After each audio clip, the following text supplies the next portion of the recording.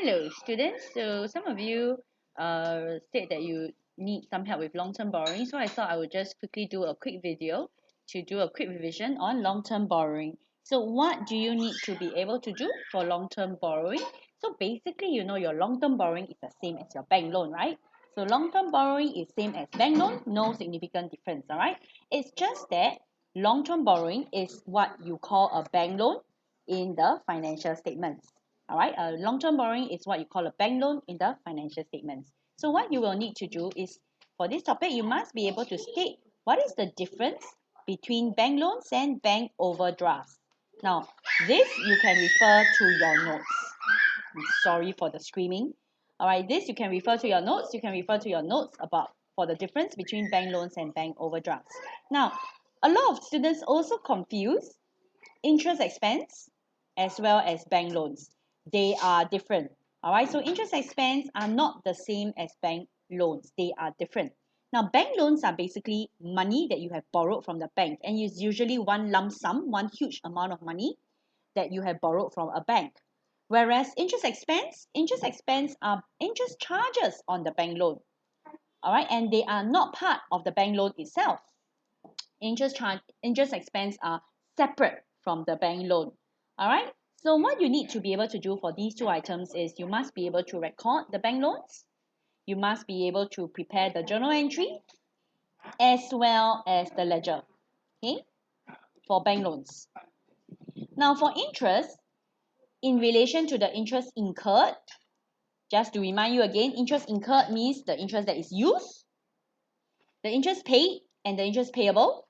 What you must be able to do is to prepare the journal entry for these items. Now, you should also be able to calculate the interest used, all right, the interest incurred. So let's use one example from Zhongzheng High, paper 1, question 4. All right, so paper 1, question 4, let's take a look at this example. So let's read the question and highlight important information. So this business called Janelle started her own delivery business, Janelle Delivery, by contributing her own money into the business. She intends to expand her business.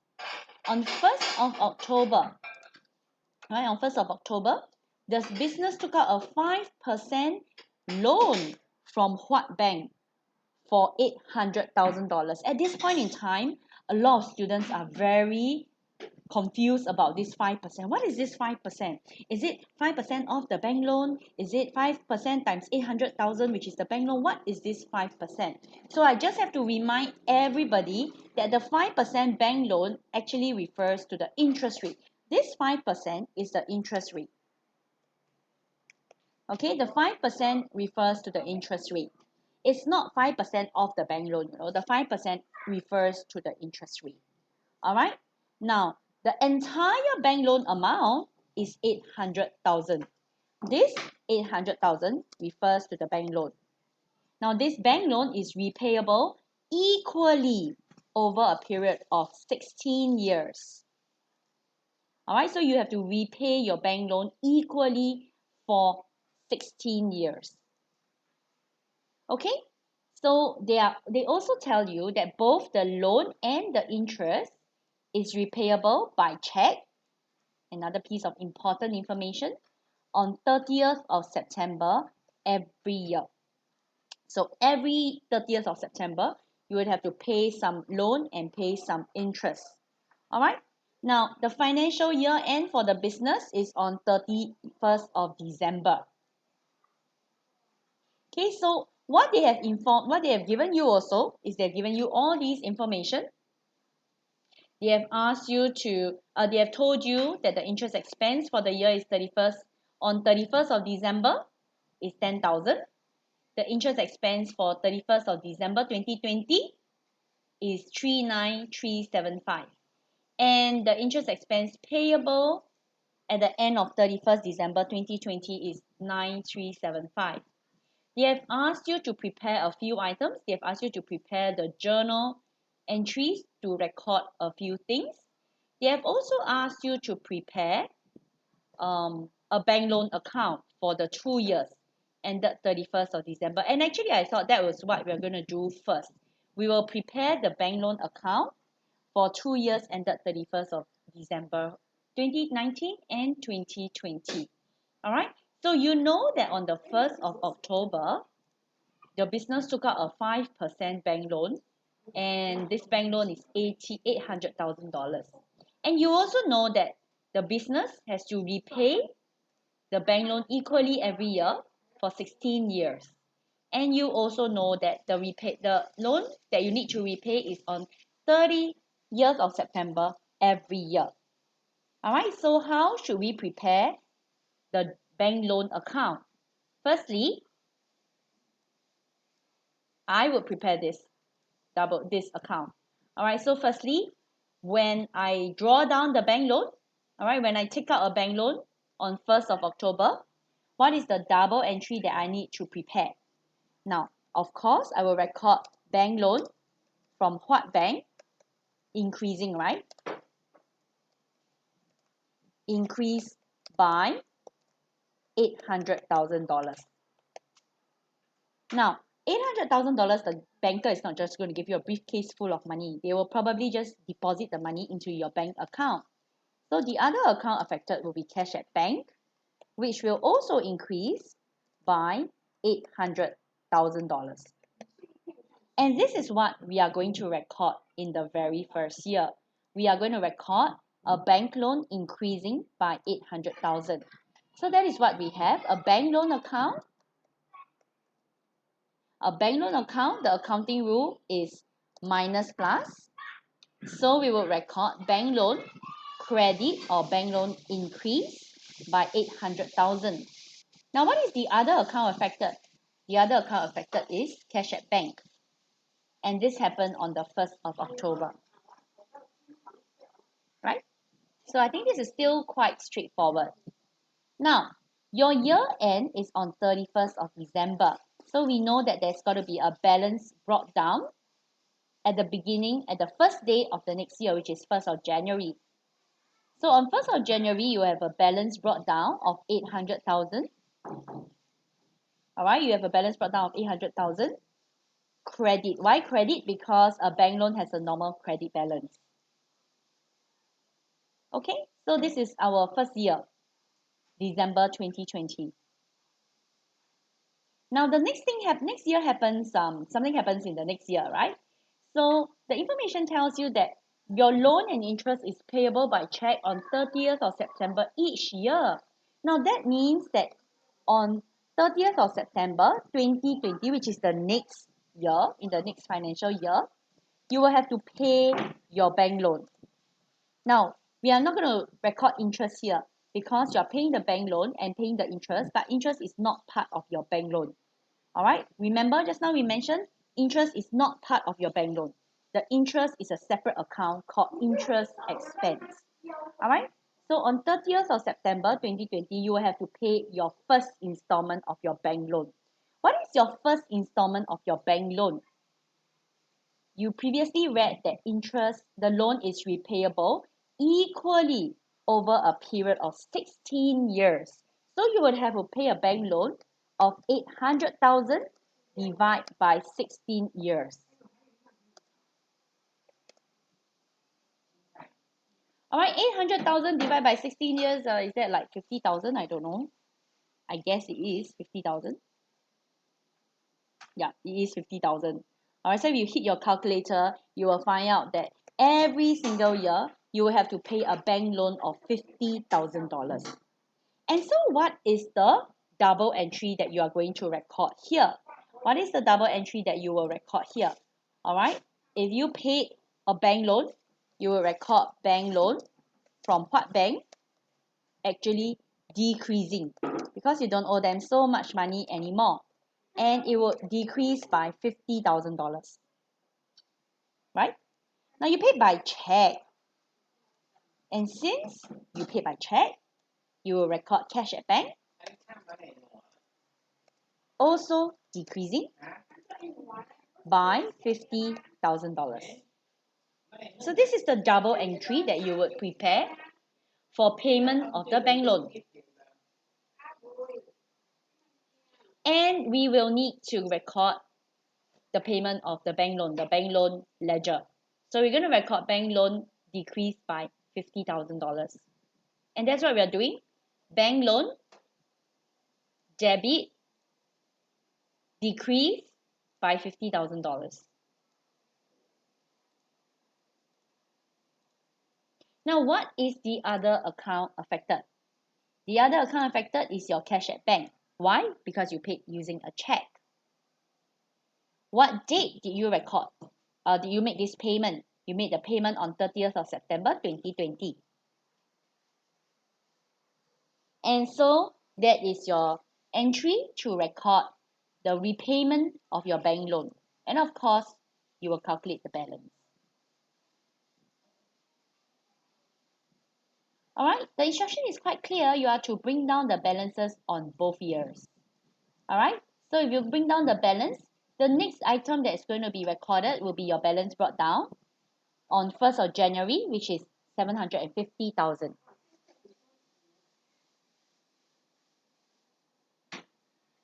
Alright, so what you have done here is you have done a quick revision on what journal entries you need to pass when you receive a bank loan, when you draw down. We say we draw down the bank loan. You also revise what journal entries to pass when you repay a bank loan. You also revise how a bank loan account looks like. Alright, I guess what is important is this 5% is super important, okay? For this 5%, we really have to remember you cannot think that this 5% is 5% of 80,000. That's the bank loan. No, this 5% is the interest rate. So if you are ever given a percentage, right? Remember that this percentage is the interest rate. It's not how much of the bank loan you receive. No. You took out a 5%, means 5% interest rate, bank loan from what bank? Another thing that you have to be very careful about for these questions is the dates. Alright? There are lots of different dates here. There are dates where you drew down the bank loan on 1st of October. There are dates which you have to repay the bank loan each year, which is on 30th of September. There is also a date, which is your financial year end, which is 31st of December. The only certain thing is this. For such questions, the financial year end is always 31st of December. Every other date can change. So what have you done here? You have done the first item. Alright? You have revised how to record bank loans, the journal entry, and the ledger. Okay? So another thing that you're going to revise is you're going to revise how to record the interest incurred, interest paid, and interest payable. You're going to revise how that looks like in a journal entry. I'm going to use Zhongzheng's paper to do that as well. So in this paper, right, you were told that you needed to record the borrowing as well as the interest expense. I'm just going to blank it out first, okay? Alright, so the interest expense on 31st of December, including the closing entries. Alright, so we're going to go ahead and prepare this. So prepare the journal entries to record the following. What is the borrowing on 1st of October? So on 1st of October, what is the double entry? You did that a short while ago. And you know that it should be credit, bank loan, and debit cash at bank. Alright, so you did this just now. Now what we're going to do is we want to record the interest what is the journal entry to record the interest expense on 31st of December, including the closing entry. So if we were to look at this, right, we are interested in this that I'm highlighting in green. You are interested in the interest expense for the year 2019. And the question tells you that the interest expense for the year in 2019 is $10,000. Alright, it's $10,000. And you need to prepare the double entry for that. Okay, now you have to remember on 31st of December 2019, you have not paid any interest yet. You have not yet paid any interest. Why is it that you haven't paid any interest? You go back and look at the previous question. The loan and interest payable by check is on 30th of September each year. Now that means that your first payment is actually on 30th of September 20 after 1st of October 2019 is the year 2020. So your first payment is on 30th of September 2020. So as at your first financial year end,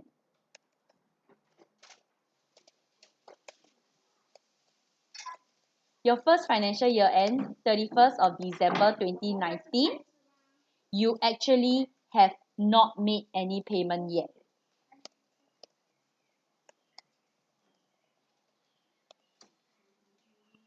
Alright, you have not made any interest payment. Alright, so what happened is this. From 1st of October all the way until 31st of December, you have used the bank loan, right? The bank lent you money. You used the bank loan, but you didn't make any interest payment. So if you did not make any interest payment, this interest expense for the year is not yet paid. Alright, it's not yet paid. And if you haven't paid something, then you know what's coming up next, right? Based on the accrual concept, accrual basis of accounting, you should be recording this interest expense, regardless of whether you have paid it or not. So when I prepare the journal entry to record the interest expense for the year, I will need to first record on 31st of December, I'm going to increase my interest expense by $10,000. Why increase it by $10,000? Because I have incurred it. I have used the bank loan and I have incurred this interest expense. I have used this interest expense. But the problem is I have not paid it yet. Alright, and since I have not paid it yet, I will be recording my interest expense payable. I need to pay for my interest expense. It's a liability. So when I increase liability, I'm going to credit interest expense payable. Okay.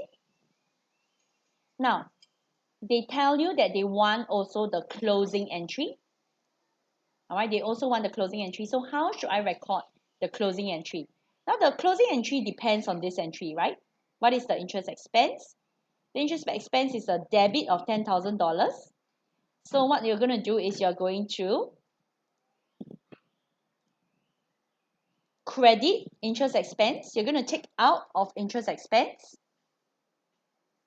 And that's why you credit interest expense. You take it out of interest expense and you put it into income summary.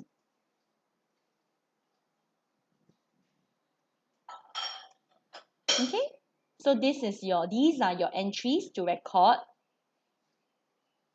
the journal entries for interest expense. All right. So for such questions, I think the important point to take note that is that it's a kind of like a combination of two questions. It's a combination of your very standard and very simple recording in ledger. How will you record something in a ledger? And for that, right, they would ask you, how will you record a bank loan in a ledger?